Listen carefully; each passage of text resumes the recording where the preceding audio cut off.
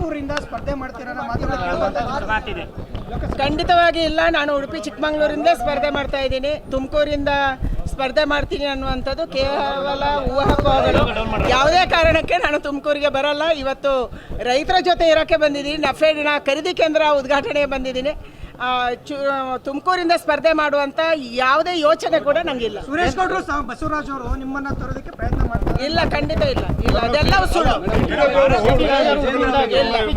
ಸ್ಪರ್ಧೆ ಮಾಡ್ತಾರೆ ಅವರಿಗೆ RSSನವರು ಪದಾಧಿಕಾರಿಗಳ ಆಯ್ಕೆಯಲ್ಲಿ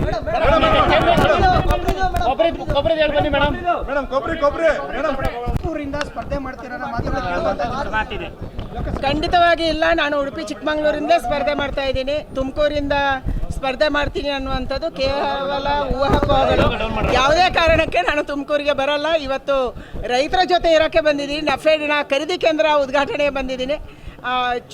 ತುಮಕೂರಿಂದ ಸ್ಪರ್ಧೆ ಮಾಡುವಂತ ಯಾವುದೇ ಯೋಚನೆ ಕೂಡ ನಂಗಿಲ್ಲ. ಸುರೇಶ್ ಗೌಡರು ಬಸವರಾಜ್ ಅವರು ನಿಮ್ಮನ್ನ ತರೋದಕ್ಕೆ ಪ್ರಯತ್ನ ಮಾಡ್ತಾರೆ? ಇಲ್ಲ, ಖಂಡಿತ ಇಲ್ಲ.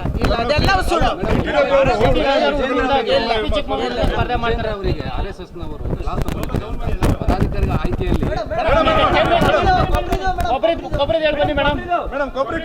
ಮೇಡಮ್